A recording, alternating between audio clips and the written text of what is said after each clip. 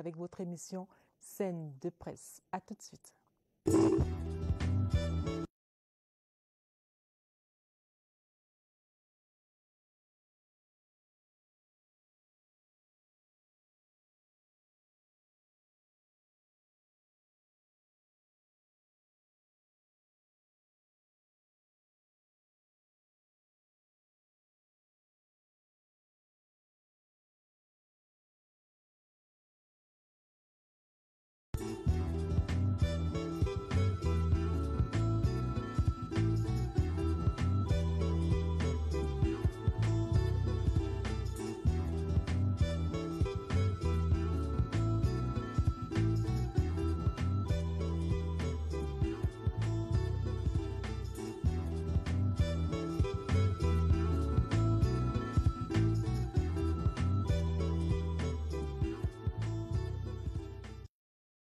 Madame, Monsieur, une fois de plus, bienvenue à cette édition de Scène de presse. Sur ce plateau, Charles Assamba Ongodo, bonsoir.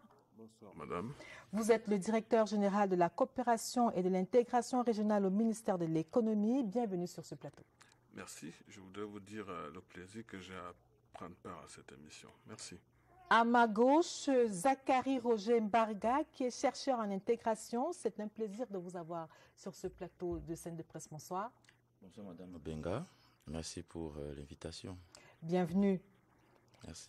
Un sommet extraordinaire de la CEMAC pour remettre les économies de la sous-région sur les rails de la croissance et du développement. C'était ce mercredi en visioconférence sous l'égide du président de la République, Paul Biya, malmené par le Covid-19. Les économies sous-régionales déjà aux prises avec les fluctuations des cours du pétrole et l'insécurité ne sont pas au vert, d'où les prescriptions faites par les chefs d'État des réformes sur fond d'industrialisation et de programmes avec le Fonds monétaire international ont été arrêtés. Décryptage sur ce plateau de Scène de presse. Quand Total Énergie Cameroun 2021, les 24 équipes sont fixées sur leurs adversaires du premier tour. Le tirage au sort de la compétition cette semaine à Yaoundé a décliné les poules. Le Cameroun, logé dans le groupe A, affrontera le Burkina Faso en match d'ouverture, mais aussi le Cap-Vert et l'Éthiopie. Analyse des chances du Cameroun dans la deuxième partie de cette édition de Scène de presse. Mais avant, parlons donc de ce sommet extraordinaire de la CEMAC tenu mercredi dernier et revenons sur les unes des journaux. C'est avec Franck Evina qui signe la revue de presse.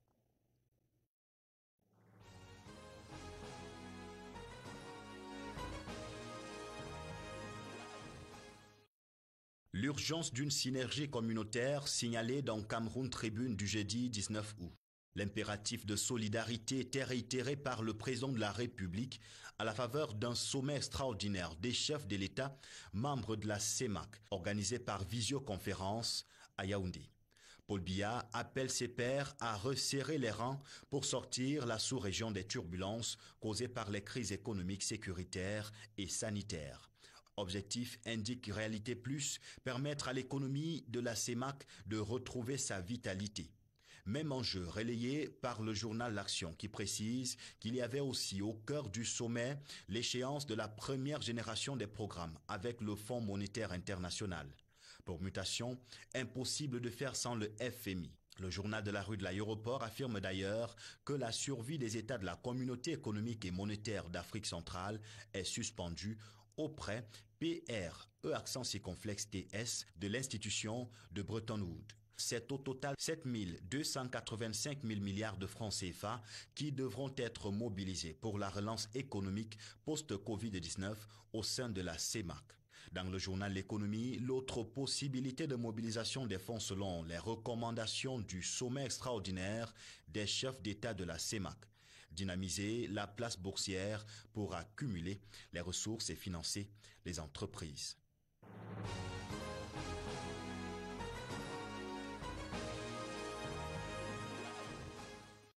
Merci Franck et Vina. Ce sommet extraordinaire s'est donc tenu ici à Yaoundé par visioconférence à l'initiative du Cameroun. Monsieur le directeur général, pourquoi toujours le Cameroun? C'était déjà le Cameroun en 2016, le Cameroun encore en 2019. Pourquoi toujours le Cameroun à l'initiative? Oui, parce que il y a d'abord que le chef d'État camerounais assume son leadership. Ce leadership aussi lui est reconnu par ses pairs. Et comme vous l'avez si bien dit, en 2016, c'était lui qui a organisé, il y avait crise. À la suite de ce sommet-là, on a mis en place le plan CEMAC, qui a donné les résultats qu'on sait malgré la pandémie de la Covid. En 2019, en novembre 2019, c'est encore lui qui convoque ce père, mais cette fois-ci, davantage avec les habits de président en exercice de la conférence des chefs d'État. Et il le fait également le 18 août 2021. Donc il y a ce leadership-là qu'il assume, il assure, il anticipe sur les crises, il anticipe aussi sur les solutions à apporter, ça c'est d'une part. D'autre part aussi, il y a qu'il est à la tête d'une économie résiliente. Résiliente parce que diversifiée. Et les chiffres d'ailleurs qui peuvent être convoqués le montrent à suffisance. Il y a aussi que notre pays a validé la SND 30 en fin d'année 2020 et il y a des coïncidences heureuses entre toutes ces réformes et les déclinaisons de la SND 30, sans oublier que nous avons signé dernièrement un autre accord avec le FMI. On va revenir sur ces différents les réformes que vous avez énoncées, mais surtout les actes que le Cameroun a posés ces dernières semaines. Locomotive de l'Afrique centrale, de la zone de la sous-région, on le dit très souvent. Monsieur Roger Mbargad, Zachary Roger Mbargad, est-ce que vous avez le sentiment que le Cameroun, en prenant l'initiative, prend ses responsabilités en tant que locomotive de la sous-région? D'entrée de jeu, je dirais, ça aurait été curieux que ce ne soit pas le Cameroun qui convoque le sommet. Locomotive économique, oui, parce que le Cameroun est le pays qui a la bonne santé en matière de réserve de change. Mais davantage, le Cameroun... 7 mois et demi en fin 2020. Voilà, et... vous savez, l'intégration régionale, c'est un projet de recherche de gains d'efficience. Le Cameroun a de la production à vendre, le Cameroun a des hommes qui peuvent lui rapporter des devises sur le marché intracommunautaire, mais davantage encore, le Cameroun est le pays qui perdrait le plus si la situation économique ne s'arrangeait pas, si l'intégration régionale serait, on va dire, encore plus moribonde qu'elle ne l'est aujourd'hui. Donc, le Cameroun a avait toutes les raisons de convoquer ce sommet. Et je le dis encore une fois, ça aurait été curieux que ce ne soit pas le Cameroun qui convoque ce sommet extraordinaire. Et ce sommet donc intervient dans un contexte de Covid-19. Les économies de la sous-région ont été frappées par cette pandémie. Nous allons dans l'élément qui va suivre vous présenter la cartographie de ces économies frappées justement par le Covid-19. C'est le zooming du soir.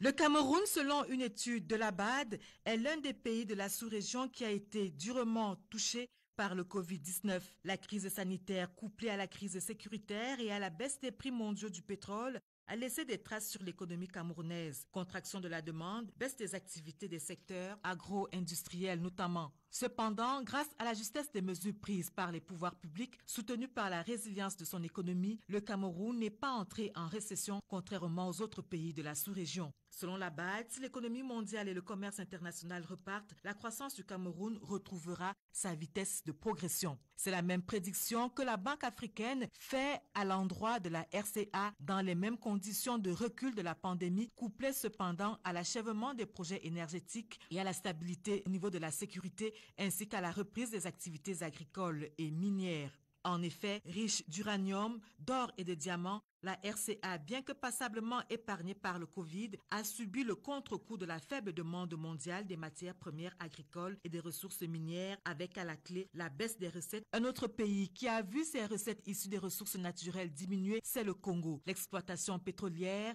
représente 90% des exportations du pays. Selon la BAD, le pays reste en récession du fait de la chute de la production et des cours mondiaux du pétrole. Le Congo-Brazzaville pourrait miser lui aussi sur une meilleure santé de l'économie mondiale, la reprise des investissements et la hausse de la production de pétrole. L'or noir, dont les hockey sur le marché international ont fait entrer la Guinée équatoriale dans sa 8e année consécutive de récession. Les effets du Covid sur la demande mondiale et la chute du prix du pétrole ont impacté négativement la croissance de la Guinée équatoriale. Cependant, la réussite d'un grand projet gazier, la diversification de l'économie et le redressement de l'économie mondiale pourraient donner plus d'air à ce pays en récession. La récession, elle pèse aussi sur l'économie tchadienne, du fait principalement d'une suspension temporaire de la production pétrolière. La fermeture des frontières, malgré le faible cas de Covid, a provoqué le ralentissement des échanges commerciaux de ce pays, sans accès à la mer. Cependant, l'économie du Tchad pourrait reprendre si la pandémie diminue et si la demande en coton repart, suivie d'une meilleure performance du pétrole et de l'économie mondiale. Le Gabon également pourrait suivre la même voie à condition qu'il mobilise mieux ses recettes non pétrolières et maîtrise davantage ses dépenses courantes. La thèse de la Banque africaine de développement fait suite au constat selon lequel le Covid-19 a entraîné un ralentissement de l'activité du secteur non pétrolier et la chute du prix du pétrole a conduit à la baisse des recettes publiques alors même que le Trésor public gabonais faisait face aux dépenses de santé et de protection sociale. À tout prendre donc, les économies de la sous-région ont subi le diktat du Covid-19, mais les espoirs d'une relance se sont permis.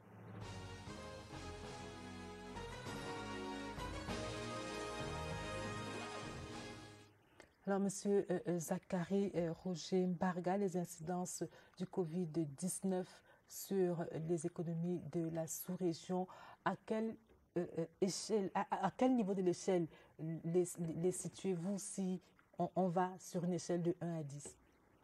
Moi, je dirais que, au regard du fait que les fondamentaux des économies de la CEMAC soient considérablement impactés par la pandémie, on est à 9,5 sur 10. La tripartite d'avril 2020. La tripartite, c'est les États de la CEMAC, les institutions communautaires BEAC, BDAC, Commission de la CEMAC et les partenaires au développement, FMI et Banque mondiale, nous renseignent que pour recapitaliser ou alors pour sauvegarder la stabilité de la monnaie, la stabilité extérieure de la monnaie et donc recapitaliser les réserves de change, les États ont dû s'appuyer sur les appuis des partenaires. Donc, à partir de ce moment, on se rend bien compte que la fragilité de notre monnaie a été... nous avons échappé à une plus grande fragilisation de notre monnaie grâce à nos partenaires et pas à la productivité de notre économie. Ça, c'est de prime abord. Et puis, vous avez cette récession de moins 1,7 points. Alors qu'on était parti pour des prévisions de croissance de 3,5. Tout à fait. 3,3. Voilà. Ce qui veut dire que l'économie sous-régionale, ou alors chacune des économies prises individuellement, ont perdu en termes de richesse, ont reculé par rapport à ce qu'elles avaient eu à faire en 2019. Et puis, si on va plus loin, on se rend compte que pour préserver la santé des économies, la santé des entreprises, les États ont renoncé aux recettes publiques. Parce qu'il a fallu dire aux entreprises de ne pas, par exemple, payer les charges sociales ou alors de différer le paiement des impôts. Ce qui a été fait, par exemple, au Cameroun. Ce qui a été fait au Cameroun avec la CNPS, avec l'administration fiscale. Dans le secteur hôtelier également. Tout à fait. Donc, vous vous rendez très bien compte que, en termes de richesse, nous avons perdu considérablement. Et si on va, le reportage précédent cite abondamment la Banque africaine de développement, je donne donc un prolongement. La Banque africaine de développement dit, en 2020, la pandémie a créé 32 millions d'Africains pauvres nouveaux. Et en 2021, c'est 31 millions d'Africains qui vont rentrer dans le seuil de la pauvreté. Et on dit dans cette proportion, 35% de ces nouveaux pauvres africains, 35%, voire 37% sont en Afrique centrale. C'est tout dit. au regard justement des pertes de recettes qui viennent financer la réduction de la pauvreté. Alors c'est pour ça que Yaoundé était important, Monsieur le Directeur Général. Absolument, Yaoundé était important au regard de tout ce qui vient d'être dit et au constat du ralentissement de la croissance observée, comme nous l'avons si bien dit, en termes nominaux d'ailleurs 5 531 milliards de francs CFA. C'est lourd. C'est lourd. En termes même de nos exportations, une perte de 2 532 milliards de francs CFA. Il n'y a que le domaine de la reconstitution des réserves qui est stable, avec un 3,0% estimé contre un 3,0% réalisé. Bon, avec les raisons qui viennent d'être évoquées, on comprend que malgré tout, on est dans la récession et il n'y avait pas mieux que le Cameroun, n'est-ce pas, pour tirer la sonnette d'alarme. Alors, Yaoundé est important pour qui? Pour les chefs d'État eux-mêmes, pour s'auto-évaluer, pour les collaborateurs, pour les peuples africains, pour les opérateurs économiques. Yaoundé est important pour qui? Je vous réponds en 2 temps. Solidarité. Yaoundé était important pour tout le monde, pour tous les pays de la CEMAC. Maintenant, à l'intérieur de chaque État, Yaoundé est important pour les chefs d'État. Ils ont fait leur travail, ils continueront à veiller. Pour les ministres, pour les hauts fonctionnaires, pour les simples fonctionnaires, pour les peuples. Parce que tout le monde a une responsabilité, tout le monde a un effort à faire pour que l'intégration régionale soit une réalité. On le verra plus tard. Alors justement, au terme de ces assises, il y a un certain nombre de mesures qui ont été proposées par les chefs d'État africains. Il y a 24 mesures qui ont été déclinées, 2 décisions de manière plus claire. Parmi ces décisions figure la transformation structurelle des économies africaines via l'industrialisation. Est-ce que cela veut dire que la sous-région accepte enfin de sortir de l'illusion de la richesse que procurerait la vente des matières premières? Je dirais, puisque la vente des hydrocarbures constitue 70% des recettes d'exportation des pays de la CEMAC, je dirais que Yaoundé rappelle un message fort. C'est la fin de l'âge d'or du pétrole. Depuis la fin des ajustements structurels, il est question pour les pays de la CEMAC, en vue de ne pas toujours courir derrière la dévaluation du franc CFA, de modifier les structures des économies. Pour parler philosophiquement, changer de paradigme économique. Asseoir désormais la production économique sur des secteurs autres que l'exportation des matières premières, notamment la transformation des produits agricoles. On a même des secteurs nouveaux, puisqu'on parle de l'industrie des services, des TIC, désormais. Et pourquoi pas transformer ces produits qui sont exportés à l'état brut, c'est-à-dire le bois, ce pétrole-là même, pour avoir du pétrole lampant, pour avoir du gaz, pourquoi pas raffiner dans les pays de la CEMAC. Donc cette transformation structurelle, elle est connue depuis les plans d'ajustement structurel, mais Yaoundé nous rappelle l'urgence d'y aller. Mais j'ajouterais à cela la transformation spatiale, c'est-à-dire la capacité, pour aller droit au but, la capacité pour une zone géographique telle que la zone des 3 frontières, Cameroun, Gabon, Guinée équatoriale, de servir de réseau industriel intégré, aller vers les zones économiques spéciales intégrées, transformer donc sur place dans un cercle concentrique tout ce qui peut être fait en matière de bois, tout ce qui peut être fait en matière d'agro-industrie, tout ce qui peut être fait en matière même de services. Donc voilà, en matière de transformation spatiale, ajouter ou alors prolonger à partir de la transformation structurelle des éléments vers une CEMAC nouvelle, vers une CEMAC qui est désormais souveraine pour ce qui est de la stabilité de sa monnaie. Monsieur le Directeur général, c'est un avis que vous partagez également, vous parlez également de ces chaînes de valeur spatiales, notamment au niveau de l'agriculture. Pour ne prendre que cet exemple-là. Les chaînes de valeur spatiales résolvent beaucoup de problèmes, y compris même celui de l'intégration. Parce que quand en dehors du vouloir vivre ensemble, quand on travaille ensemble, quand on trouve les moyens de travailler ensemble, alors on est mieux intégré. Je vais prendre un exemple. Nous avons un pays comme le Tchad qui produit beaucoup de bétail. Nous avons dans l'extrême nord du Cameroun des gros ateliers de transformation de peau. Ça pourrait être donc, à ce niveau-là, un premier maillon de chaîne à conforter. On a au niveau de Ngaoundéré, n'est-ce pas, des structures qui peuvent conserver cette viande.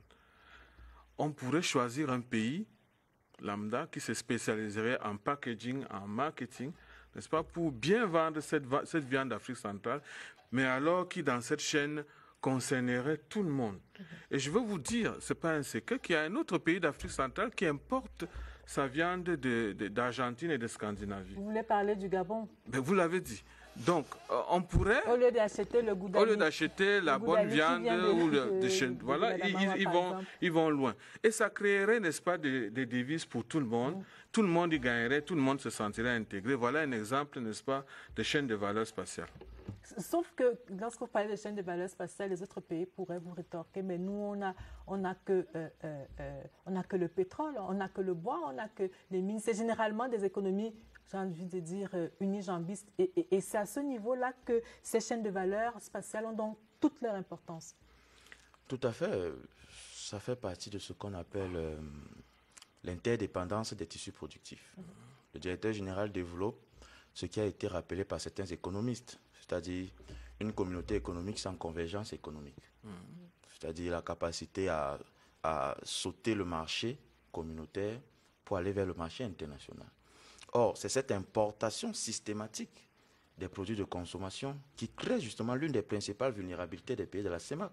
C'est-à-dire, on a vu lorsque la pandémie a provoqué la rupture des chaînes d'approvisionnement, on a vu ressurgir des problèmes tels que l'insécurité alimentaire, qu'on avait abandonné depuis 2011, 2014, 2015. Donc, voilà un problème réel. Ces chaînes de valeur sous-régionales viennent donc créer ce qu'on appelle généralement les économies d'échelle.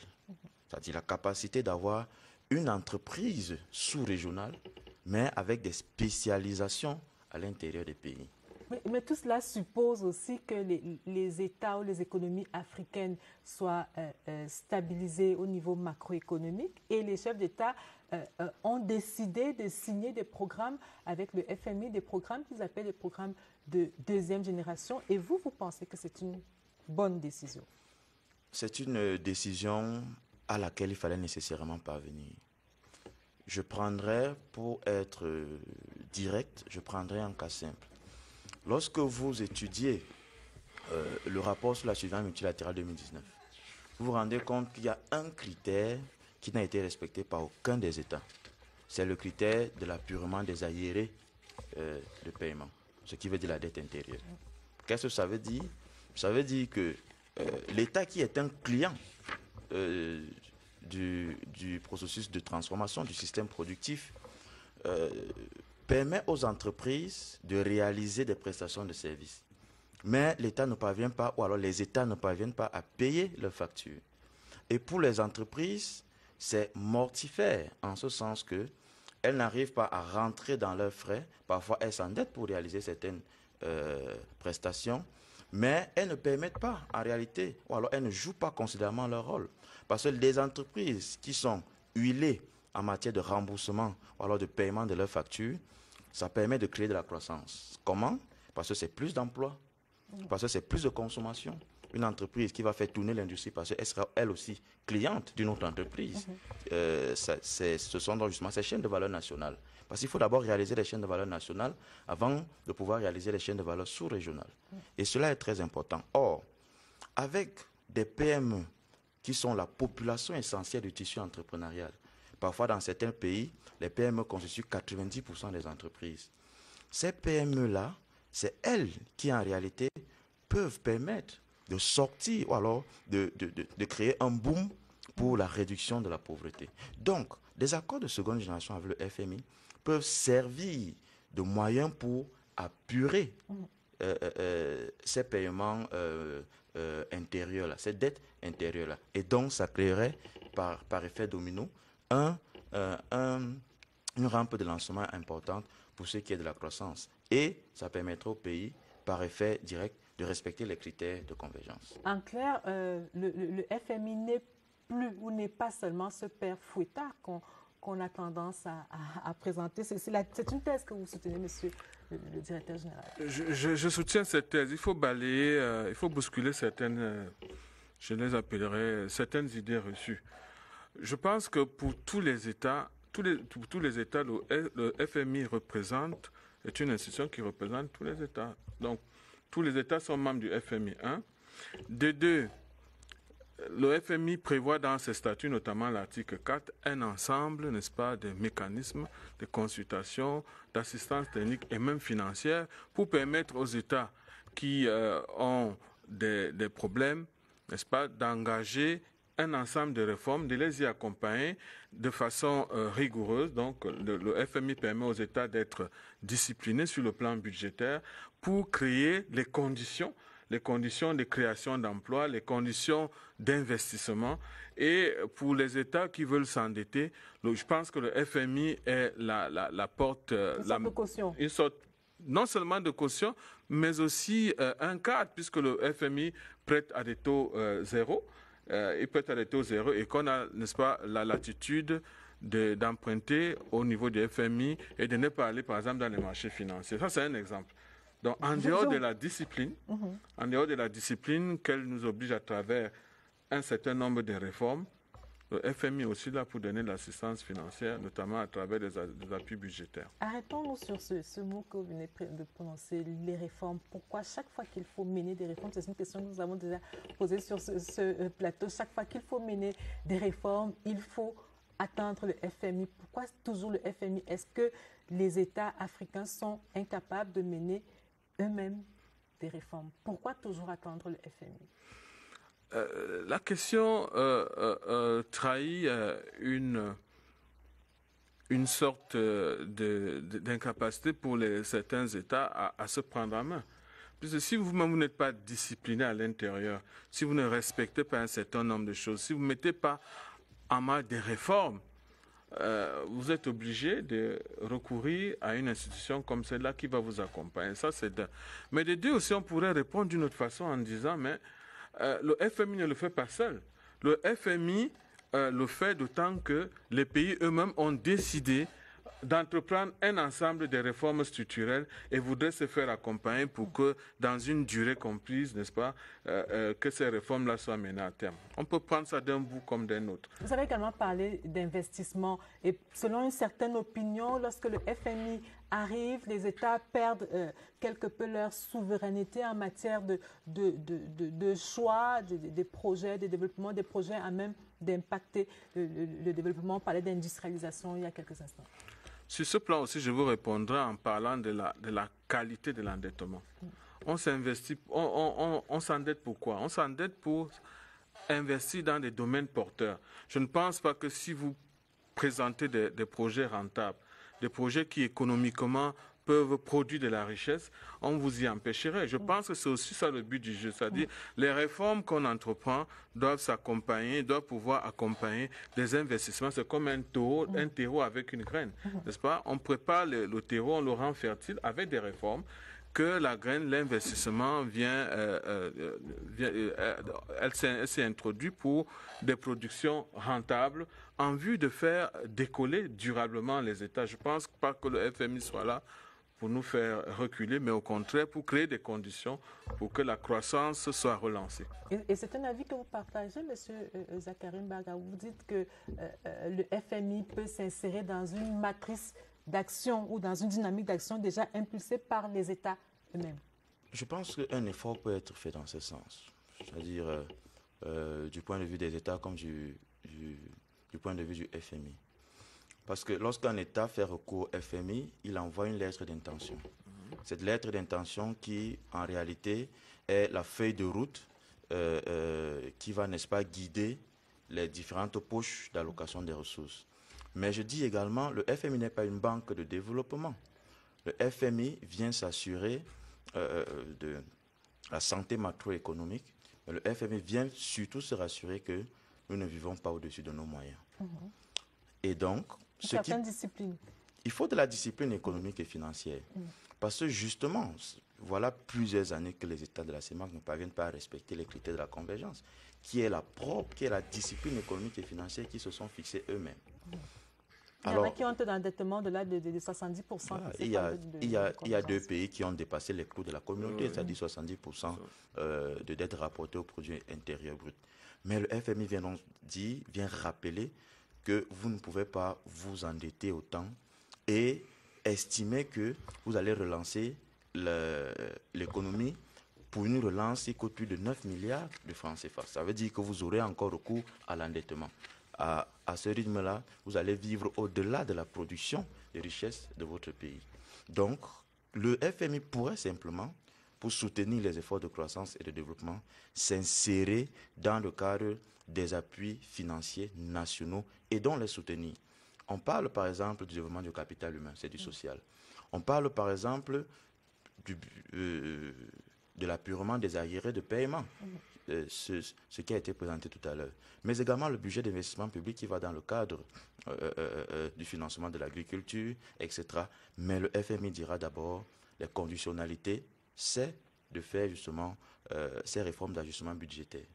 Nous allons marquer un arrêt dans cette édition de Scène de presse pour écouter le président de la République, Paul Biya, qui est en focus dans cette édition de Scène de presse, qui revient sur quelques conclusions, sur quelques mesures prises au terme de ce sommet extraordinaire de la CEMAC. On écoute le président de la République.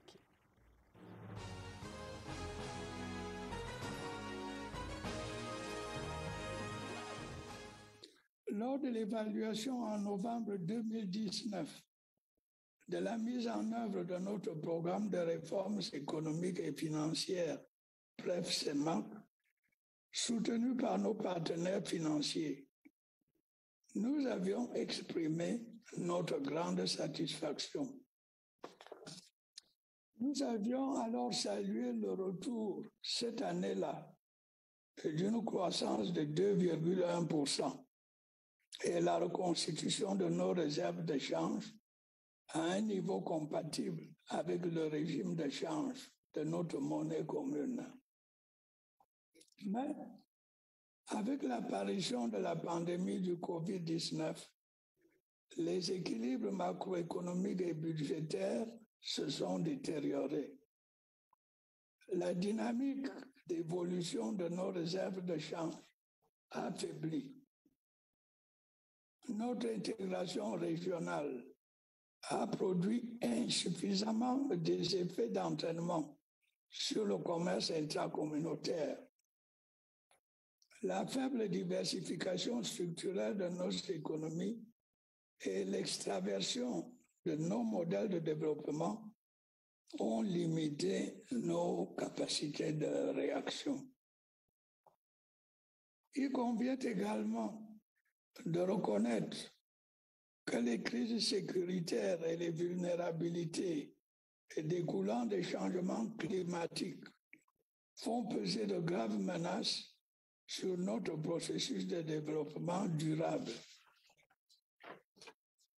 C'est pourquoi il est plus qu'urgent d'accélérer notre rythme de mise en œuvre des réformes structurelles afin de retrouver la vitalité économique.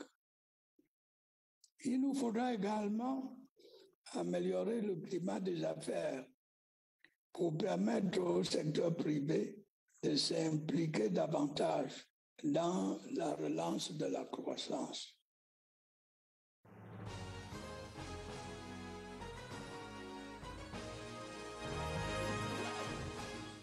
Alors, Monsieur le Directeur général de la coopération et de l'intégration régionale, nous allons parler justement de l'intégration. Les chefs d'État ont réaffirmé leur ferme volonté, je cite, de promouvoir et d'approfondir l'intégration régionale à travers la consolidation de la libre circulation des personnes et des biens. Je m'arrête là. Dites-nous, aujourd'hui, on en parlait hier, on en parle encore aujourd'hui. Qui a peur de l'intégration ? Alors, je vais vous décevoir parce que je ne vais pas répondre directement à votre question. Qui a peur de l'intégration? Je ne vous dirai pas qui, mais je vais vous dire qu'il faut évacuer certaines craintes. Ça commence par un recalibrage des structures mentales. Le peuple d'Afrique centrale doit évacuer la crainte d'être envahi.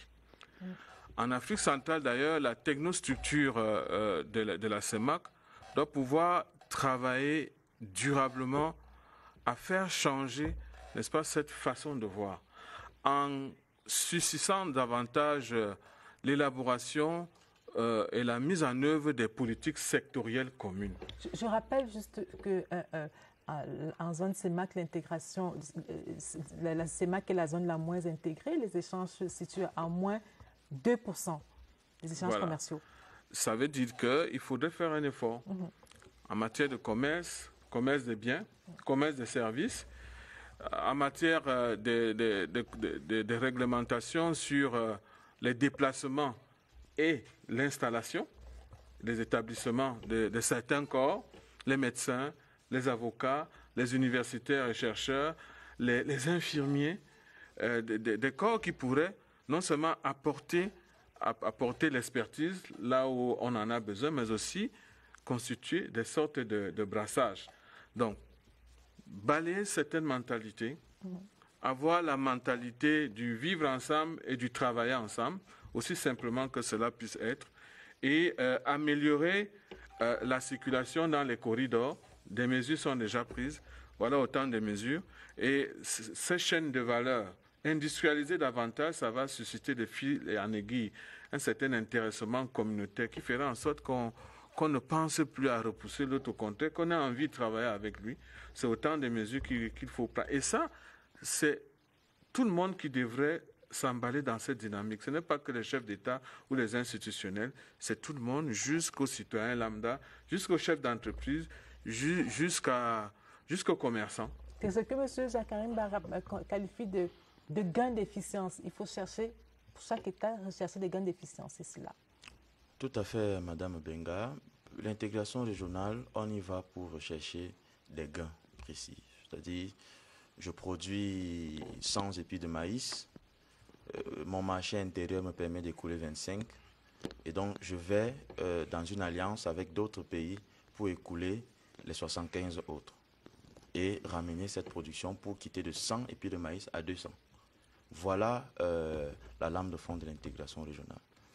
Mais l'étude pratique de comment est menée l'intégration régionale, puisque votre question c'est qui a peur de l'intégration régionale au sein de la CEMAC, nous démontre que des 4 pays qui font avancer l'intégration physique et commerciale, je parle du Cameroun, du Tchad, du Congo et de la République centrafricaine, ces pays constituent près de 95% de la surface de la CEMAC et constituent également près de 85% de la population. L'intégration productive, l'intégration efficiente, c'est aussi ce que certains ont appelé, fort à propos, une certaine façon de fonctionner en attendant que les autres puissent nous rejoindre. C'est-à-dire, on avance avec ceux qui veulent avancer et lorsque les autres seront prêts, ils vont nous rejoindre. C'est la géométrie variable de l'intégration régionale. On le voit par exemple dans l'Union européenne. Ceux qui sont prêts pour la monnaie commencent et ceux, lorsqu'ils seront prêts, ils vont nous rejoindre. Ceux qui sont prêts pour l'Union européenne commencent et puis on a commencé avec une Union européenne à moins de 20, aujourd'hui nous sommes à 27. Certains peuvent même en sortir. J'ajouterai simplement autre chose. En matière d'intégration régionale, pour une intégration régionale productive au sein de la CEMAC, puisqu'il y a ce besoin de solidarité, de travailler avec tout le monde, parce qu'il y a également les valeurs africaines. Il faut avoir une intégration qui soit en correspondance avec les valeurs africaines. Je dirais donc simplement que nous devons apprendre d'abord à sortir de la psychose, mais également à nous fixer sur ce que j'appelle souvent la volonté économique agissante, sortir de la volonté politique. Si nous voulons en finir avec des taux de pauvreté ahurissants, nous devons aller à des alliances volontaristes, ambitieuses, telles que l'intégration régionale. Alors, mais est-ce que cette intégration régionale au niveau de, j'ai envie de dire sous-régionale, est-ce qu'elle vaut encore son pesant d'or? Le marché sous-régional est d'environ 50 millions, 52 millions. 52 millions. On pourrait vous rétorquer sur ce plateau que c'est peut-être le moment d'aller plus loin, de voir plus grand et d'accélérer plutôt l'intégration du côté de la CEAC. Alors, s'agissant de l'intégration de la CEAC, je dirais plutôt autre chose. Je dirais qu'au niveau institutionnel, la CEAC en tant qu'institution a opéré sa mue à travers des réformes. La CEMAC en tant qu'institution a opéré sa mue. Maintenant, il faut passer à autre chose. Et je loigne du côté de la rationalisation des communautés économiques régionales, dont le chef de l'État, le président Paul Biya et le président Dédié, qui visent, n'est-ce pas, à rendre plus efficace, plus conquérante et plus compétitive notre sous-région, justement, qui prendrait les États de la CEAC et les États de la CEMAC avec un nouvel esprit, un esprit davantage conquérant pour attaquer, pour conforter d'abord le commerce à l'intérieur de la nouvelle sous-région, mais aussi pour aller attaquer la ZLECAf au niveau continental et même le monde. Je pense qu'il faudrait qu'on soit davantage ouvert, davantage nombreux pour être plus fort et surtout davantage efficace et efficient. Parce qu'à 6, forcément, on n'est pas fort. À 6, on est peut-être plus exposé aux diktats des puissances économiques internationales. Je voudrais vous écouter. Mais moi, je voudrais dire que le marché à 6 n'est pas aussi vaste que le marché à 11. Le marché à 11 est plus vaste, donc il y a plus de possibilités. Forcément. Voilà. Le marché à 6, il est de 52 millions. Le marché à plus de 6, c'est aussi autour de 150 millions, 150 millions voilà. de personnes. Alors, je voudrais vous écouter rapidement sur cette intégration à la CEAC. Qu'est-ce que vous en pensez? Je pense que il y aura toujours une nécessité à renforcer l'intégration à 6 du fait de l'union monétaire. Parce que nous avons une monnaie commune, nous devons de mener une gouvernance de l'intégration régionale qui soit à même de garantir la stabilité de notre monnaie. Maintenant, à la CEAC, je vais certainement rejoindre monsieur le directeur général parce que le processus de rationalisation est en réalité un processus de rattrapage. Parce que ce soit dans le sens de la géopolitique ou de la géoéconomie, avoir une intégration unique en Afrique centrale qui empêche les États d'être divisés sur le fait de financer une communauté avec la TCI et l'autre communauté peut-être avec la CCI. Bah, vous savez que le critère révisé de la CEAC ne nous dit pas clairement quel est le mode de financement. Mais il y a besoin pour les États, pour réaliser ces gains d'efficience, de financer ou alors d'aller à une intégration unique à la CEAC. Mais surtout l'intégration voudrait aussi la manifestation populaire. Et la rationalisation nous permet d'avoir un conseil économique et social qui intègre directement les peuples dans le processus d'intégration régionale pour faire participer la base à cette intégration régionale. Mais il faut également le dire, si l'on veut tirer profit de la zone de libre-échange continentale africaine, il faut avoir la capacité de se frotter à un marché à 200 millions de consommateurs, mais un marché régulier.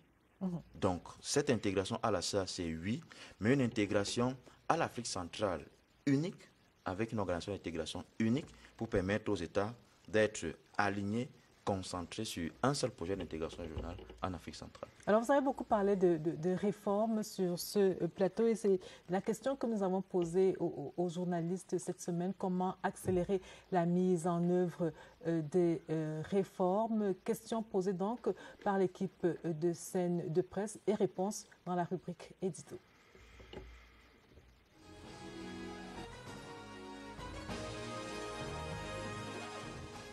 Continuer à diversifier les économies, ne plus dépendre uniquement du pétrole, continuer à travailler main dans la main au sein de la sous-région parce que lorsqu'on est main dans la main, c'est-à-dire lorsqu'on est intégré, on gagne 2 à 3 points de croissance chaque année.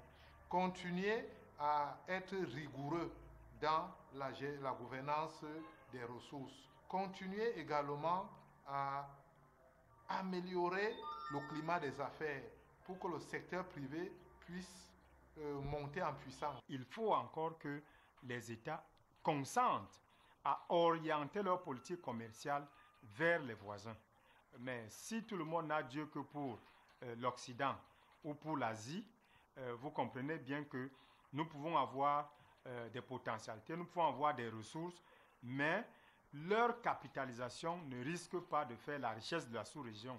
Parce que chaque fois qu'au lieu d'exporter vers la Guinée, vers le Congo ou vers le Cameroun, on préfère de le faire vers la France ou vers les États-Unis, vers la Chine, eh bien, nous exportons littéralement, n'est-ce pas, nos emplois, nous exportons les bénéfices qui auraient dû être reversés à nos entreprises, nous perdons, n'est-ce pas, la capacité de gagner en expertise, en savoir-faire.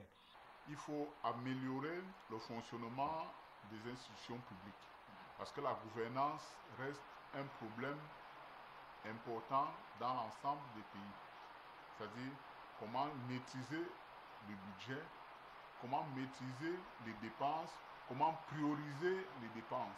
Toute réforme, pour être implémentée sur le terrain, a besoin d'abord de la volonté politique qui croise l'adhésion des populations. Et c'est en cela qu'il faut saluer le point 6 des 24 résolutions du sommet qui évoque justement l'amélioration du bien-être des populations. En second chef, il faut les idées, la justesse dans le choix des décisions. En troisième position ici, on peut noter la réduction des goulots d'étranglement. Elle passe par deux éléments phares. Le premier élément ici est le non-recours systématique à des commissions ad hoc. Le deuxième volet est de sortir de la globalité dans les réformes.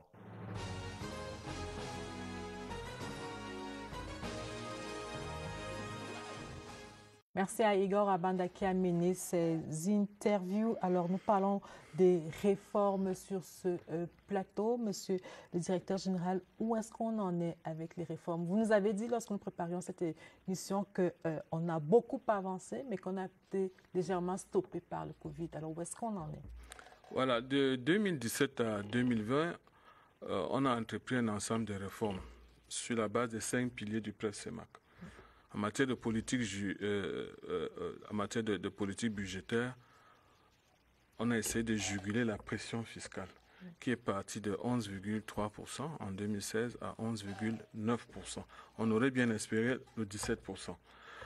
On est aussi parti à identifier des politiques porteuses pour que le budget soit davantage optimisé. C'est pour ça que vous avez remarqué qu'un accent a été mis, par exemple, sur les projets des filets sociaux. On s'est aussi soucié de l'harmonisation des politiques budgétaires en relation avec les États. Et ça a donné des effets positifs. Un taux de 83% de taux de transposition, c'est-à-dire d'appropriation de ces mesures. Sur le plan de la politique monétaire et financière, on a redynamisé la BDAC, la Banque de développement économique de l'Afrique centrale. Elle répond mieux aux standards internationaux et on a amélioré sa gouvernance. Et vous avez aussi remarqué que la reconstitution des changes, des stocks d'échange, des réserves d'échange a été une réalité. Maintenant, c'est au niveau des réformes structurelles qui a eu un peu mieux faire. Certaines réformes ont été bien entreprises. Vous dire que c'est les plus importantes. C'est les plus importantes. Alors, il y a des soucis au niveau du développement du secteur privé, mais aussi au niveau du développement de l'environnement des affaires et la gouvernance, le climat des affaires et la gouvernance économique.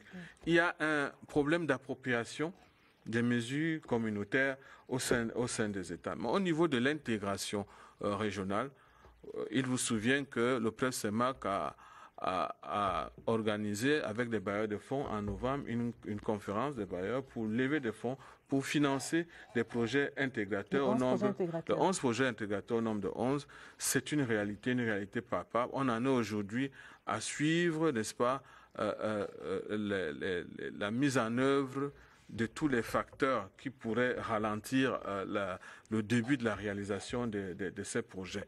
Enfin, au niveau de l'intégration, au niveau de la coopération internationale, il y a eu un ensemble de mesures, notamment les accords avec le FMI, qui étaient les accords de première génération. Il est vrai que certains pays, comme aujourd'hui, ont été plus rapides que d'autres à signer des accords avec le fonds. D'autres Le Cameroun, toujours le Cameroun, il faut le dire. D'autres n'ont pas suivi le même rythme et ça a eu un effet sur la négociation des accords, qu'on peut dire, des deuxième génération. Qui ont déjà été signés une fois de plus par le Cameroun, par le Cameroun et le Gabon. Les autres ont signé pratiquement 2 ans après. Bon, ils vont suivre, comme d'habitude. Donc là, on en arrive en 2020 avec cette pandémie de la Covid qui nous stoppe net par rapport aux avancées réelles qu'on percevait au niveau du presse CEMAC, c'est-à-dire pour toute la CEMAC. Ce ralentissement, nous le connaissons, on a évalué tout à l'heure et on est en train d'entreprendre des mesures. Maintenant, comment est-ce que ces mesures seront accélérées? Il y a des acquis à travers ces piliers, mais il y a aussi des requis, c'est-à-dire il faut prévoir des anticipations par rapport aux chocs comme ceux que nous avons vécu. Il faut passer, comme on l'a dit, à la vitesse supérieure en termes de massification, par exemple, du capital humain, l'éducation, la formation professionnelle surtout, parce que quand on parle d'industrialisation, il y a la formation professionnelle. En termes de santé, le chef de l'État a demandé de se faire vacciner parce que si tu n'es pas bien portant, tu ne peux pas travailler. Un taux de moins de 5%. Voilà. Donc, il faudrait passer à ça pour accélérer. En plus des mesures qui se sont arrêtées quelque part, il faudrait corréler à celles nouvelles pour espérer un aboutissement des réformes. Évidemment, nous ne pouvons pas le faire sans la communauté internationale. On a la BAD avec ses 5 piliers aussi.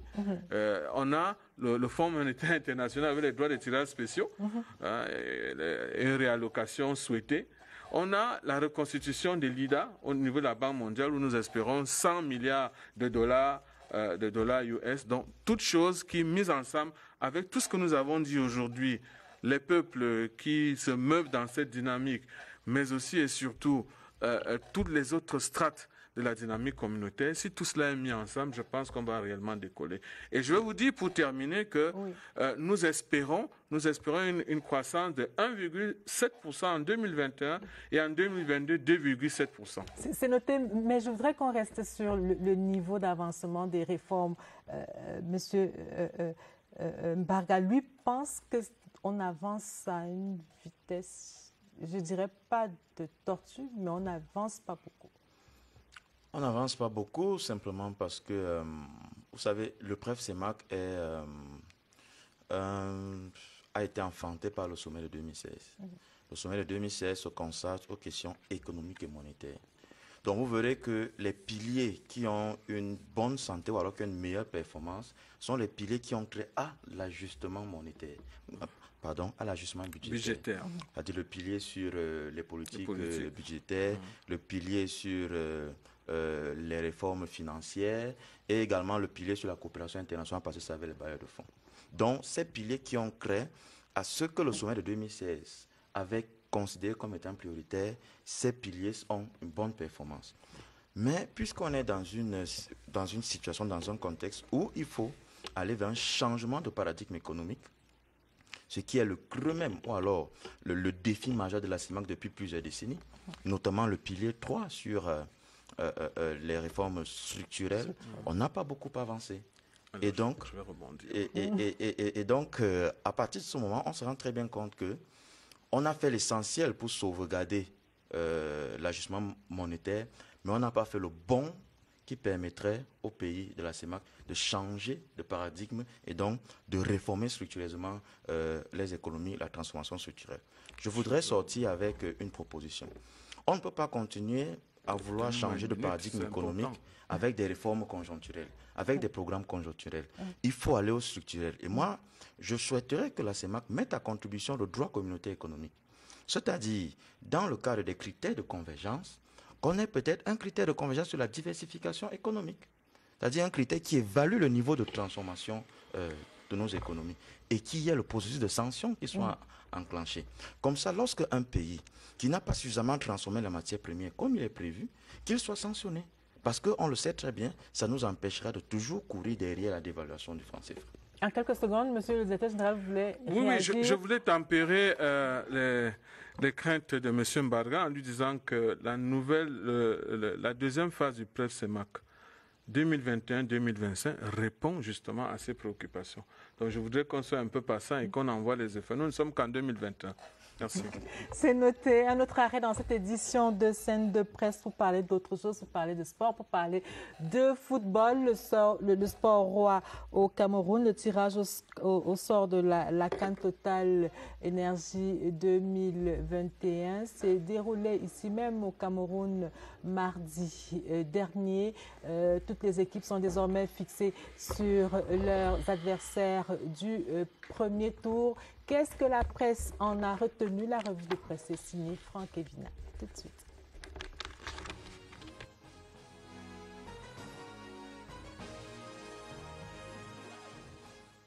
CAN Total Énergie Cameroun, les échos du tirage au sort dans Terre Promise. La fête avant la fête était belle. Pour le journal de Marc Combu, le Cameroun a relevé avec brio le premier défi de l'organisation avant le début de la compétition. Plus aucun doute, pour la voix du centre, le Cameroun est plus que jamais prêt pour tenir la plus prestigieuse compétition de football africaine. Le match d'ouverture et les combinaisons de la phase de poule sont connus, précisent défis actuels et émergence. Mutation trouve que c'est jouable pour le Cameroun. Sur l'aspect organisationnel, un tout petit peu inquiet quand même, le journal de Georges-Alain Boyomon se demande où est passé l'accord cadre. La revue de presse était sur la scène.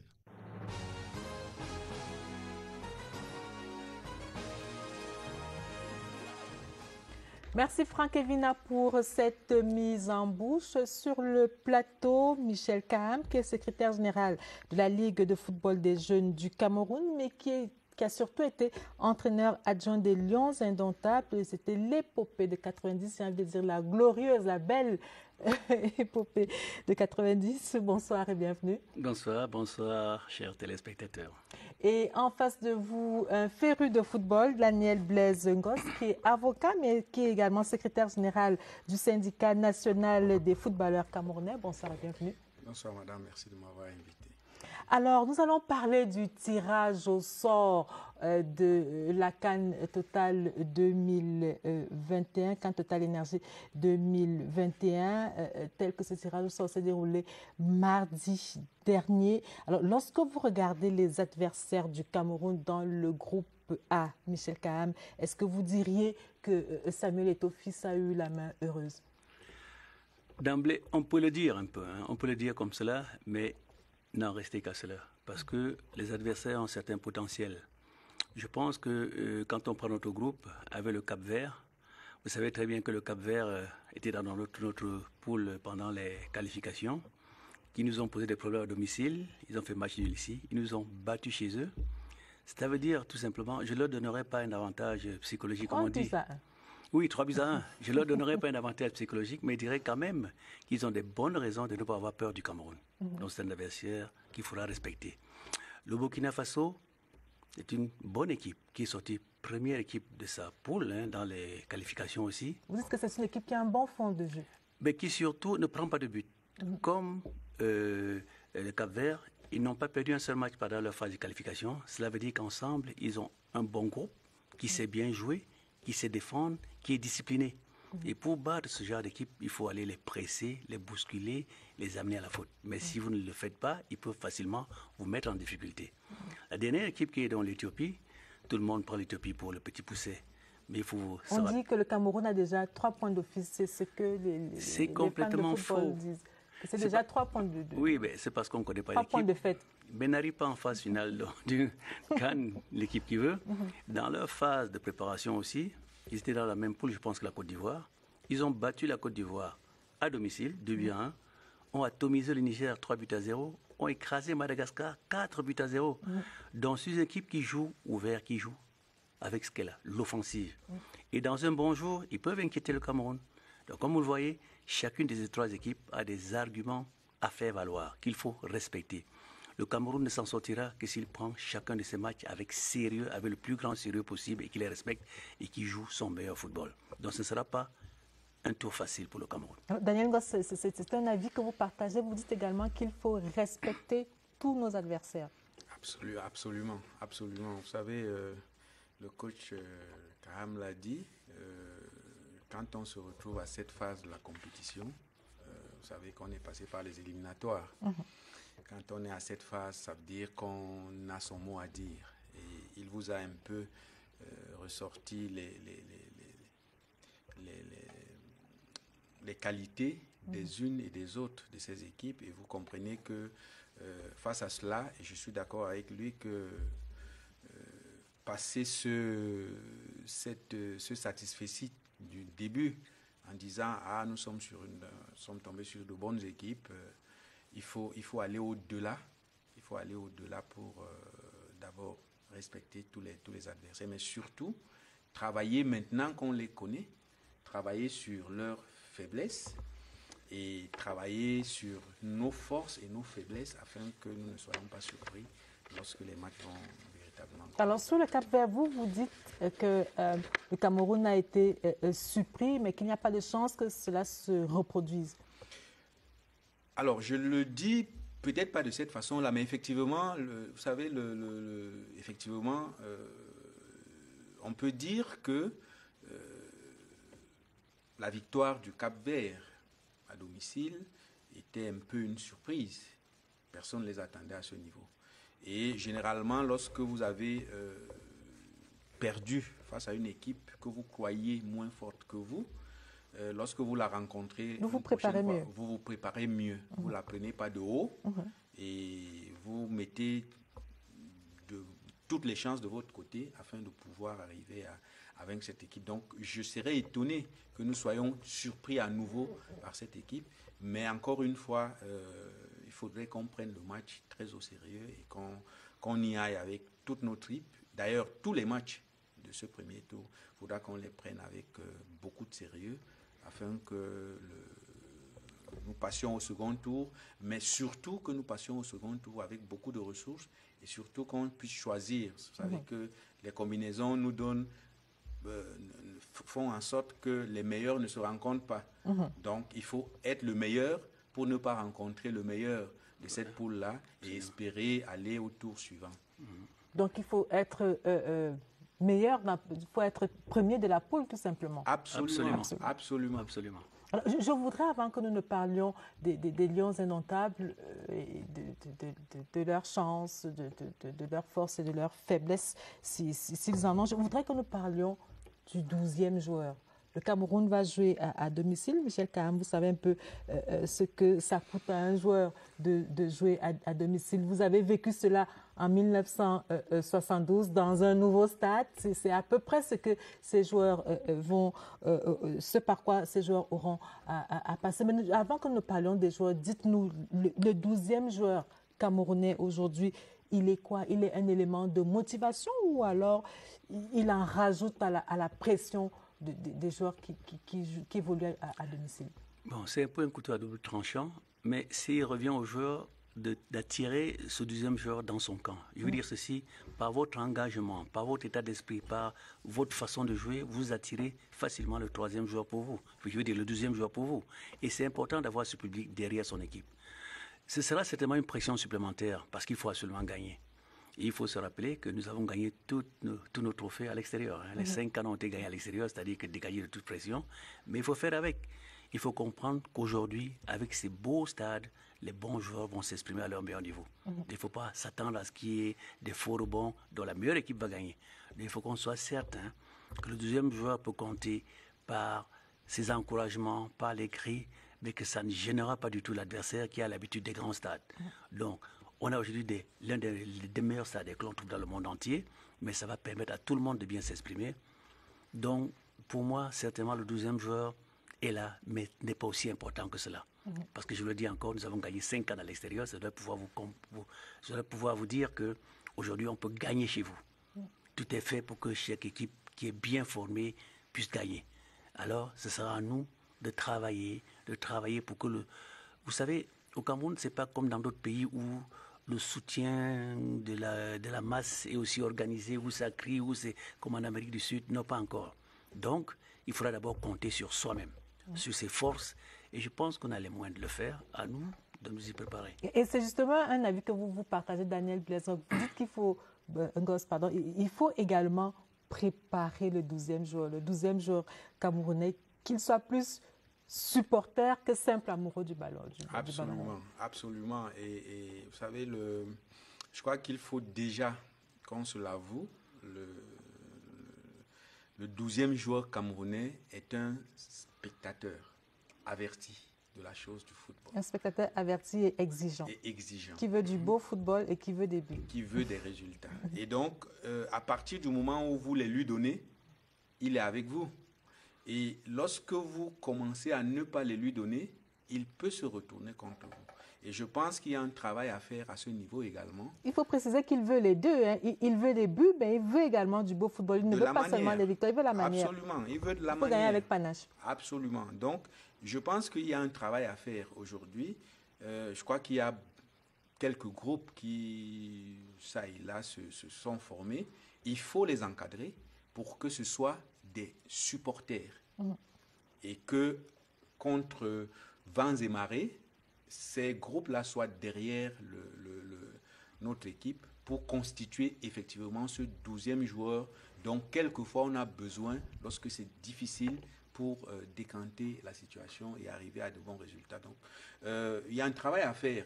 Vraiment, il y a un travail à faire. Ceux qui sont chargés d'organiser, je pense qu'ils devraient, peut-être pas au même titre, mais autant qu'on le fait avec l'équipe qui est sur le terrain, il faut que cela entre dans les choses à faire pour qu'on ait une bonne CAN, mais surtout que ce public-là puisse apporter à notre équipe.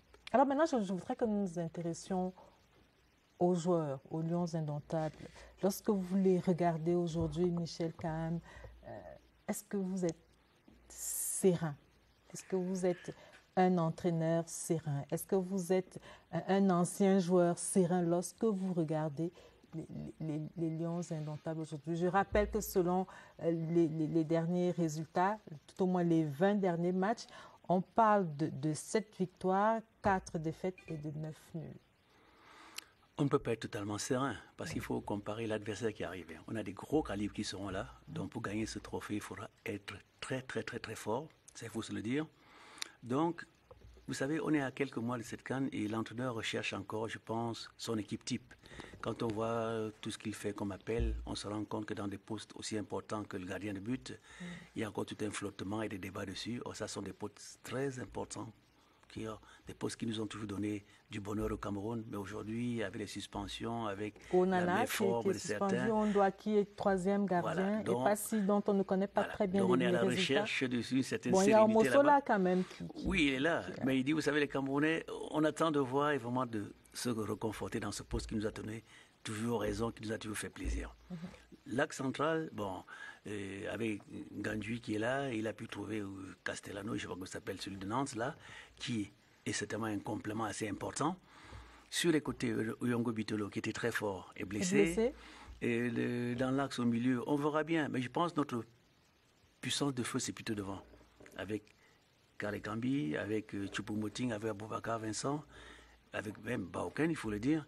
Mais est-ce qu'ils peuvent tous jouer au même moment? Je ne pense pas. Mais quel est le compartiment? Vous avez parlé des gardiens de but tout à l'heure, mais quel est le compartiment qui vous empêche de dormir, par exemple? C'est la ligne arrière. Non, c'est devant. Il vous dit encore, notre force, pour moi, se retrouve plutôt devant. Devant. On a nos stars, ainsi dit ça, entre guillemets. Mais c'est derrière que c'est aussi bien à droite qu'à gauche, l'axe, s'il est en train de chercher. C'est vraiment cette assise défensive qu'il faut mettre en place parce que généralement on gagne quand on a une bonne organisation défensive. Donc c'est là qu'il y a du gros travail à faire. Mais je suis confiant quand même. Parce qu'il faut se dire qu'en 2017, on a gagné avec une équipe moyenne, mais qui était basée sur le fighting spirit, sur un groupe bien soudé et sur la niaque et sur une équipe qui avait vraiment l'arme du combattant et qui, par son engagement, a pu gagner ce trophée.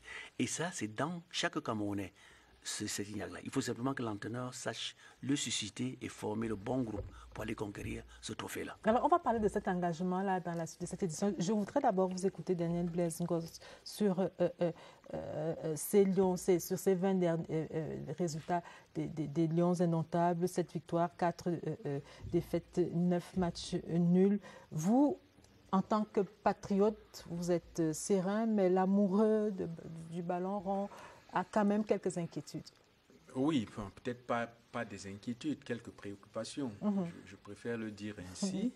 Le coach vous l'a dit tout à l'heure, au niveau des buts, ceux qui, jusqu'à présent, étaient pressentis pour être les titulaires ne sont pas appelés là, mais peut-être que l'entraîneur essaye d'autres personnes, parce que quoi qu'on dise, on va avec 3 gardiens de but. Donc même si on en a 2 de sûr, il faut un troisième et il faut le trouver. Moi, par contre, je pense que autant nous avons quelques personnes en attaque qui peuvent répondre, autant au milieu de terrain, il nous manque un meneur de jeu. Et de la trempe de Marc-Vivien Fouet, par exemple. Par exemple, quelqu'un capable de prendre le ballon, d'organiser le jeu à ce niveau-là. Peut-être que l'œil de l'entraîneur nous dira, mais à ce niveau, si d'ici là nous pouvons trouver quelqu'un, cette perle rare, je crois que ça pourra compenser. Peut-être pas, ça ne compensera pas au niveau des côtés, mais ça permettra quand même que ce qu'il a appelé une assise défensive forte puisse pouvoir aider lorsque nous sommes en situation d'attaque, puisse aider cette attaque-là, n'est-ce pas, à marquer des buts. Parce que s'ils sont obligés de revenir très loin pour chercher le ballon, vous comprenez que quand ils arrivent en face des buts, ils n'ont plus la lucidité nécessaire qui leur permette d'avoir cette étincelle-là qui permet de marquer des buts. Donc, pas d'inquiétude, mais quand même quelques préoccupations sur lesquelles, voilà, et je pense que l'entraîneur travaillera certainement sur ces quelques mois qui restent sur ces petites préoccupations. Et je vous propose justement d'écouter un ancien Lion qui donne lui également son point de vue sur des chances des Lions indomptables après le tirage au sort de la CAN Total 2021 qui a eu lieu mardi dernier ici même à Yaoundé. Je vous propose d'écouter Samuel Etofi sans focus dans cette édition de Scène de Presse.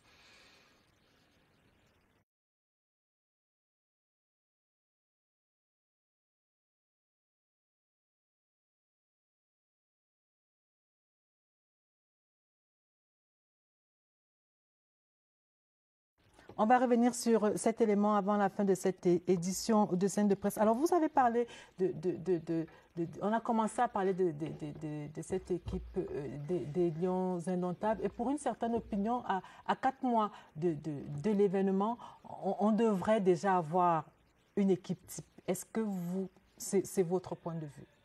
Est-ce que c'est très tôt? Non, c'est pas très tôt, mais disons, c'est bien d'avoir une ossature sur laquelle on compte au départ. Quand on a une équipe type, on travaille mieux, on sait quel renfort faire. Puis, je vous dis, dans une compétition comme la CAN, où il y a des matchs rapprochés, c'est bien d'avoir un banc profond, c'est-à-dire des remplaçants qui sont bons et qui peuvent à chaque moment remplacer un tel ou tel autre et apporter le même rendement. Donc maintenant, comme je l'ai dit, l'entraîneur a fait le tour de l'Europe, on l'a vu ici et là, il essaie de ratisser large pour pouvoir avoir l'effectif global qu'il lui faudra. Mais je ne peux pas dire qu'aujourd'hui, il est son équipe type. C'est sûr qu'il a quelque chose en tête. Il faut aussi dire que la période Covid a empêché les regroupements des matchs qui nous permettraient d'avoir, nous, spectateurs, une idée précise. Mais on attendra les prochains regroupements pour voir.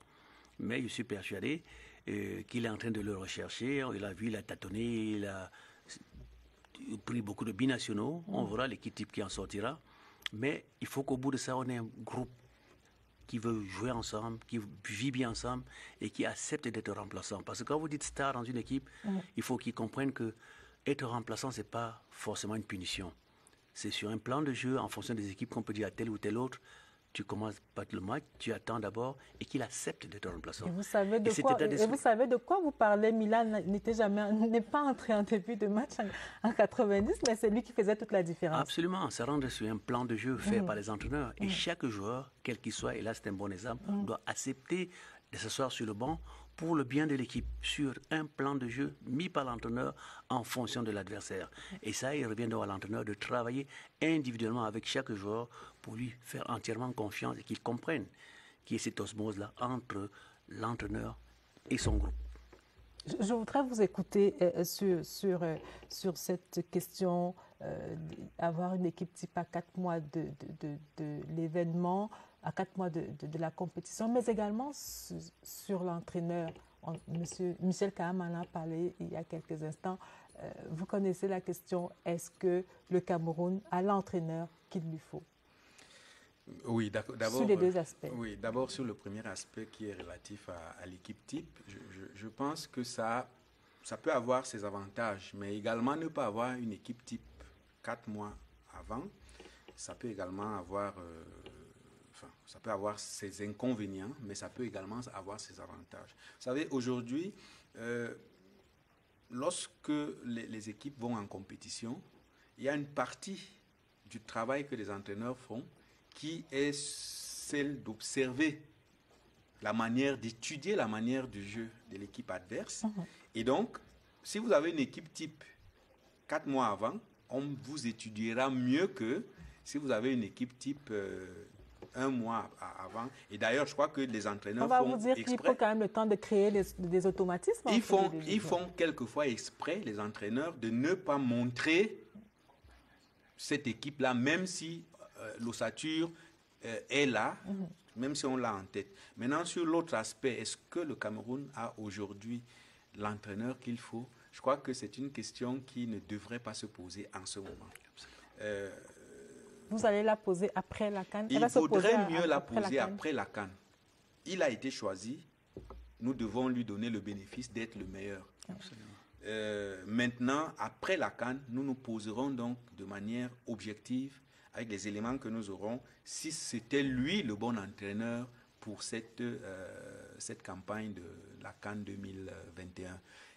D'autant que jusque les CAN que nous avons souvent gagnés, parfois c'était pas avec des entraîneurs qui étaient, on va dire, des foudres de guerre. Absolument, absolument. Je crois que d'ailleurs qu'on a dit, je ne sais pas si c'est seulement au Cameroun, mais ailleurs aussi, que le Cameroun faisait plus des entraîneurs, c'est-à-dire des gens venaient au Cameroun sans... Ils se font au Cameroun. Et ils arrivaient au Cameroun, ils devenaient des personnalités dans ce domaine et dans le monde reconnu. Donc, c'est pour ça que je dis, pour l'instant, il vaut mieux ne pas se poser cette question parce qu'on n'a pas tous les éléments pour répondre. On n'a pas tous les éléments objectifs. On donnera des réponses selon l'affinité ou selon ce qu'on perçoit, on croit percevoir. Mais il vaut mieux attendre la fin de la CAN pour se poser donc la question. Et à ce moment-là, la réponse sera évidente. Voilà. Compromis donc que nous allons écouter Samuel Eto'o-Fils, qui est un ancien lion indomptable et qui dit lui aussi ce qu'il pense des chances des Lions pour cette compétition qui va commencer en janvier prochain.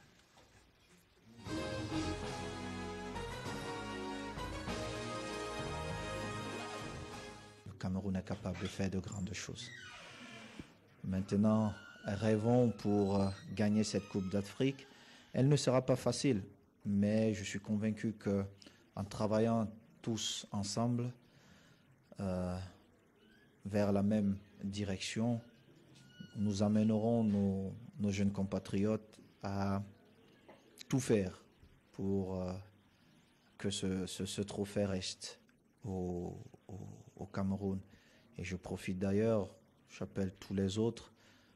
Dans toutes les maisons, il y a ces moments où ça bouge un peu, mais nous sommes à quelques mois d'un événement important, c'est qu'on se retrouve et qu'on ait un seul mot d'ordre, une seule envie, c'est d'accompagner nos Lions indomptables vers la victoire finale.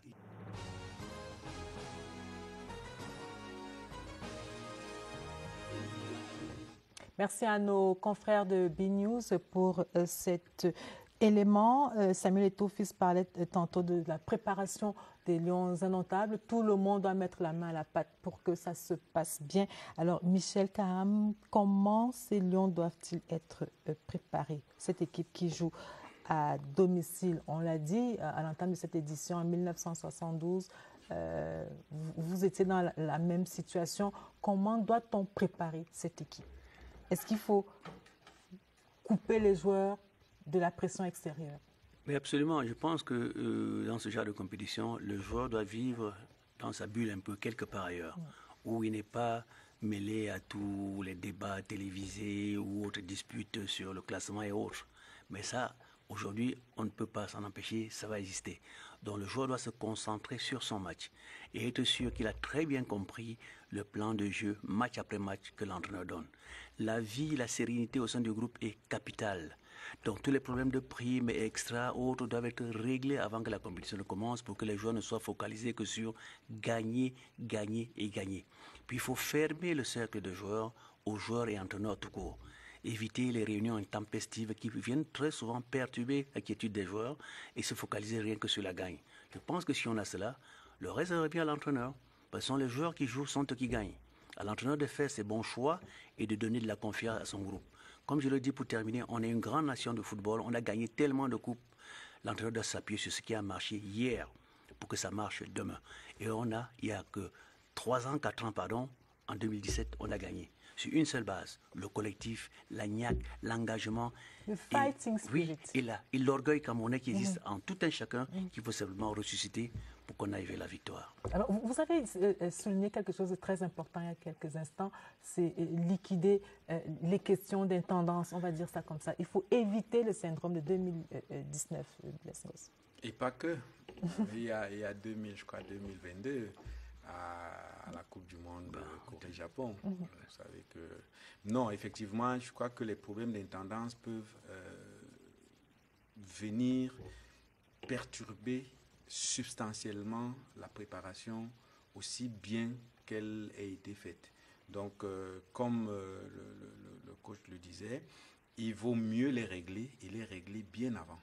Parce que si, dites-vous bien que parce qu'un joueur n'a pas eu de l'eau à boire à temps, peut avoir... Mais on n'en est plus là, tout au moins en ce qui concerne les seniors, on n'en est plus là. Prenez juste un exemple. Je prends quelque chose de basique, c'est-à-dire boire de l'eau ou alors prendre son repas à un moment précis, s'il ne l'a pas pris à ce moment précis, parce qu'il y a eu le véhicule qui devait apporter à manger ou la personne qui était chargée de la préparer cette nourriture ne l'a pas fait à temps ou on n'a pas servi au bon moment, cela peut avoir une incidence. Donc ces questions qui sont des questions d'intendance, qui n'ont pas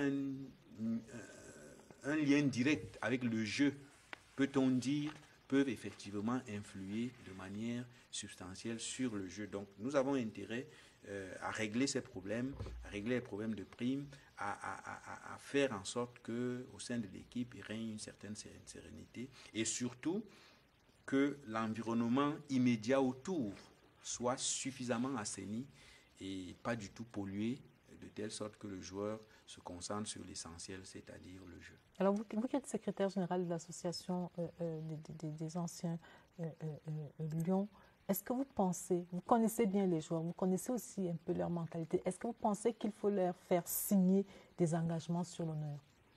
Je m'adresse aussi à l'avocat. Alors, je suis secrétaire général du syndicat national camerounais. Non, je pense que, vous savez, les joueurs fonctionnent plus à l'affectif que à toute autre chose. Donc, si vous prenez un bout de papier, vous lui dites de signer dessus, il va signer. Mais en fait, ça ne l'engage en rien du tout. Il faut faire de la calinothérapie? Par exemple, ça peut marcher. Et j'ai un coach devant moi, je crois que vraiment, il marche plus à l'affectif qu'à toute autre chose. Donc, il faut les mettre en confiance.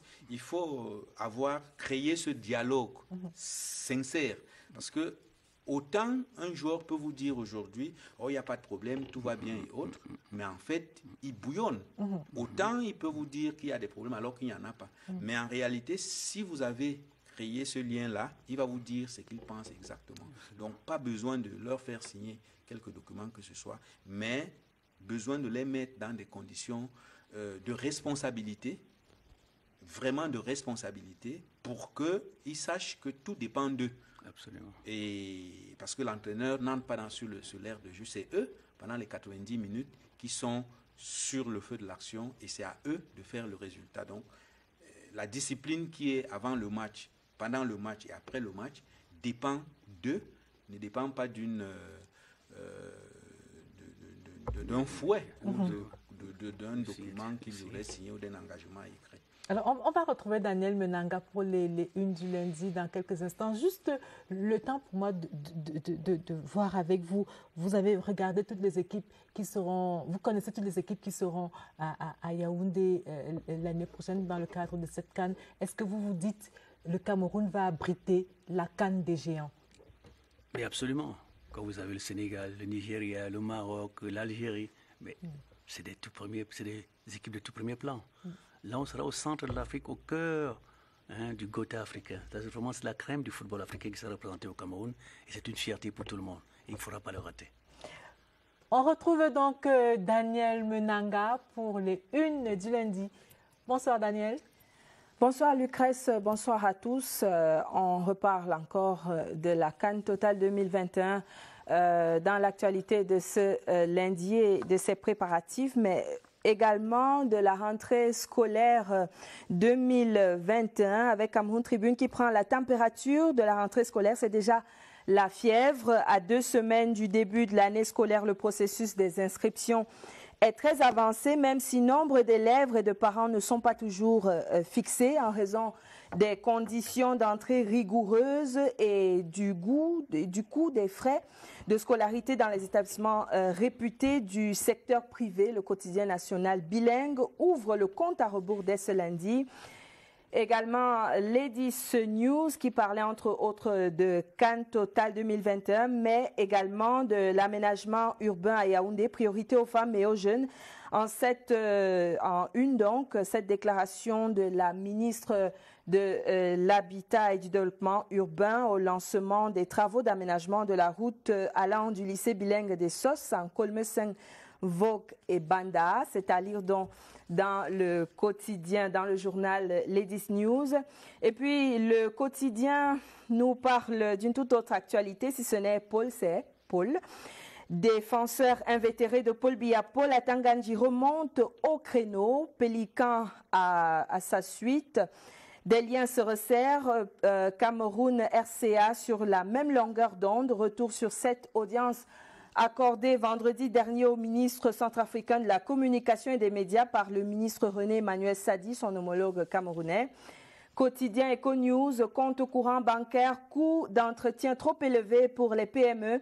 Investissement routier après la région du Sud. Le ministre des Travaux publics est annoncé à Maroua dans la région de l'extrême nord ce lundi. Intégration CEMAC, l'aventure ambiguë en écho au sommet extraordinaire des chefs d'État. Le journal Thierry de souligner que ce 3e sommet extraordinaire sur l'économie en 5 ans n'a donné aucune garantie qu'un meilleur sort sera réservé aux réformes budgétaires et structurelles d'industrialisation et d'introversion des économies. Éco Matin de dire qu'à propos de ce même sommet des chefs d'État, les chefs d'État ne cèdent pas aux pressions du FMI.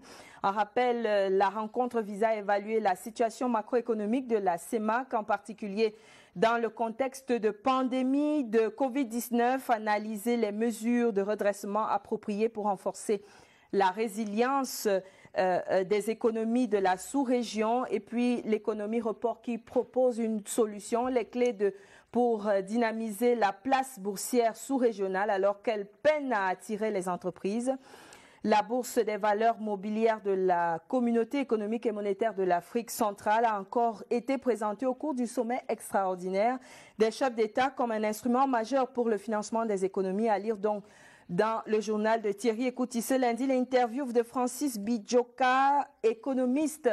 Camer Presse, port de Douala avec les détails sur l'affaire pendante, puis la mise au point du port autonome de Douala et le décret du chef de l'État relatif au bien devant revenir au port. Mutation dans la même veine, tribunal criminel spécial ping-pong à Bonport, entendu au TCS.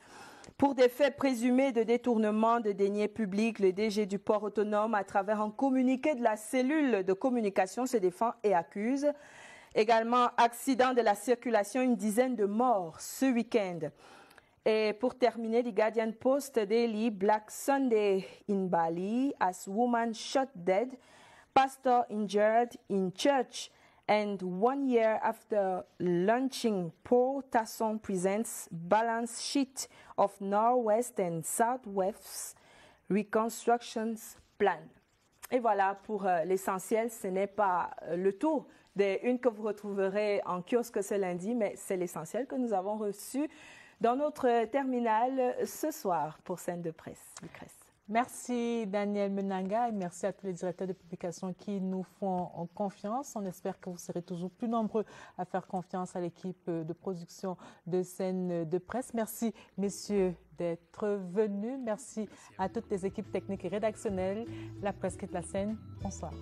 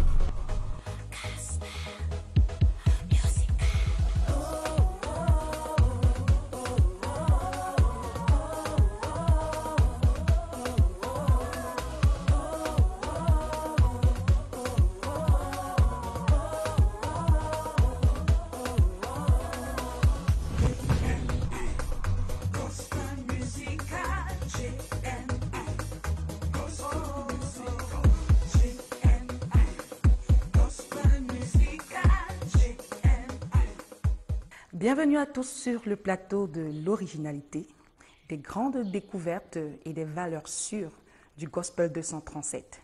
Très cher, cette nouvelle édition est spéciale, c'est un focus. Elle s'appelle Queen Etemeh. Nous l'appelons affectionnément Mama Queen. C'est une diva, une icône, une bibliothèque musicale, un réservoir de sagesse. L'entendre parler et chanter est un réel plaisir, un vrai régal. Recevons Mama Queen à présent sur le plateau du Gospel Musical saison 10. C'est parti.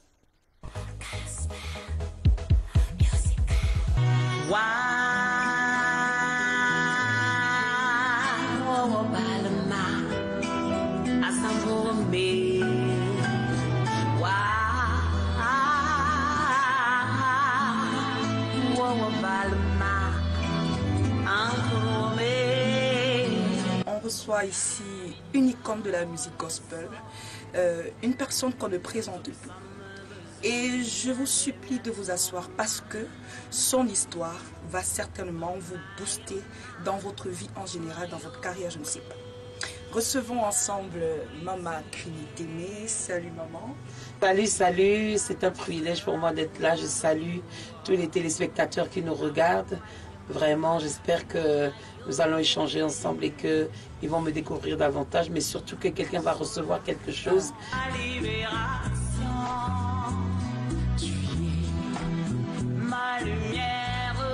Alors, Mama Queen, moi je sais qui est Mama Queen et beaucoup d'autres personnes également, mais on aimerait quand même savoir qui est Mama Queen.